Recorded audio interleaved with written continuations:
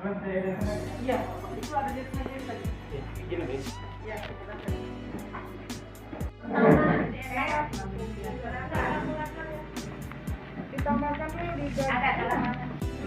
Baik, mari kita cocokkan 4 poin penting dalam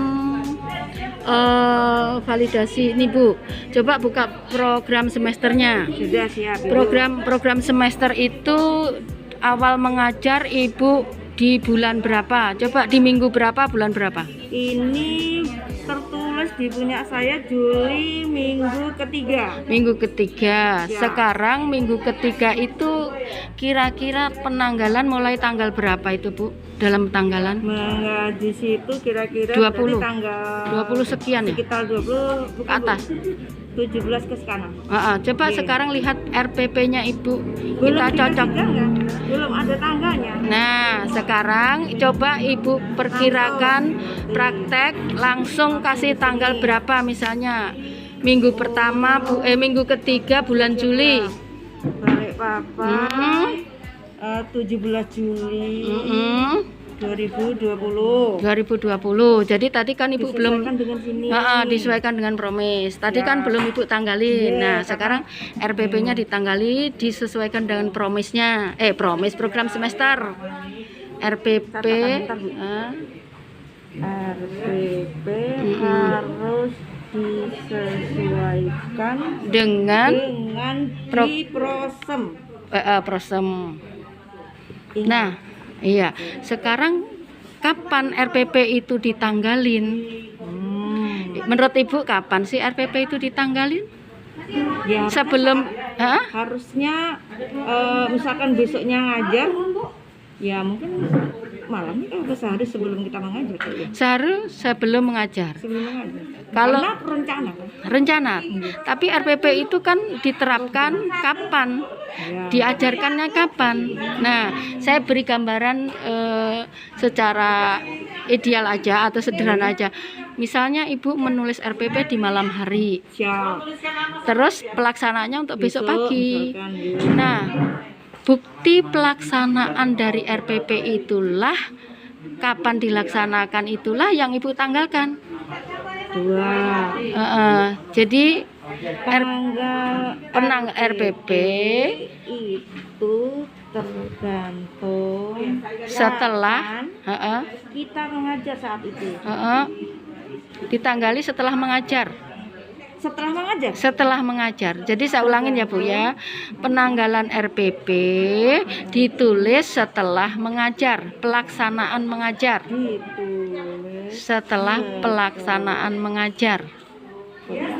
mengajar. Oh, meskipun kita Buat rancangannya sebelumnya.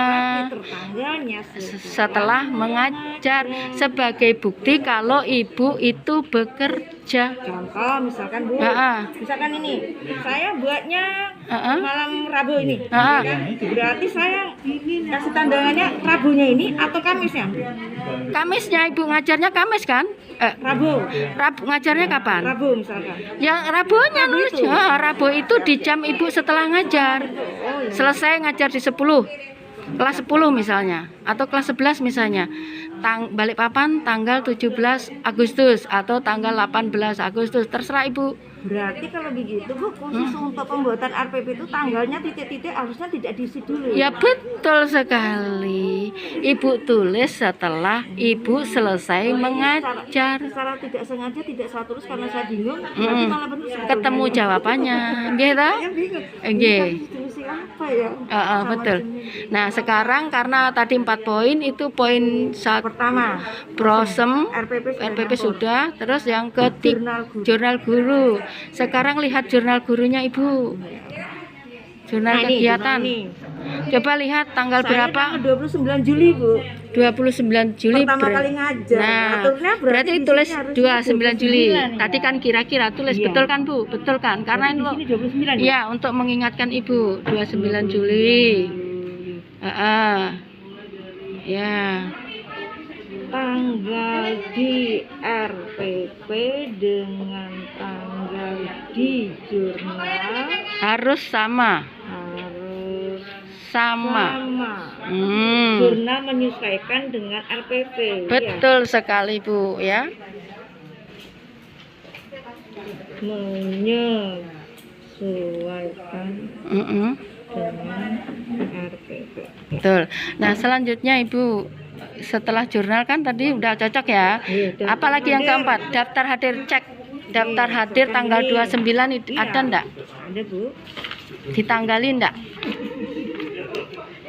Anunya Bu, gini sih modelnya saya. Iya, ditanggalin enggak sayang? Belum. Nah itu dia.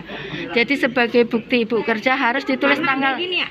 Mohon maaf Bu. Walaupun ada Google Class. Oh iya, terus dipindahkan di sini. Satu saja sip. Jadi ditulis tanggalnya situ Bu, biar untuk mengingat Ibu. 29 juga. Nah, pakai bolpen saya yang kecil tuh nah. Itu kegedean tuh. Ini Bisa dikecilkan kok. Oh baik. Nah gitu Bu ya. Jadi daftar hadir tanggalnya juga harus sama. Nah gitu sayang. Ya oke, paham Ibu ya. Jadi keempat poin itulah yang menjadikan poin penting semua berawal dari program semester. Karena itu satu paket ya perangkat Ibu yang Ibu terapkan di kelas kepada siswa. Dan hasilnya nanti akan dikembangkan disesuaikan dengan di prosem. Bukan, kalau daftar hadir kan? Iya kan Bu? Oh awalnya prosem terus turun ke RPP turun ke jurnal. Setelah itu daftar hadir. Sesuai dengan semuanya kan Bu? Oke, ya satu paket ya Bu. Paham Bu ya? Siap.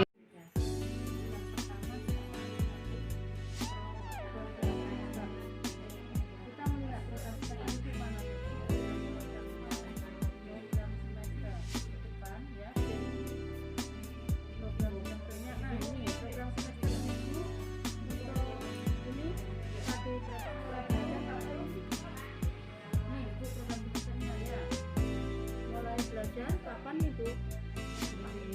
Ini program semester kan? Minggu keberapa?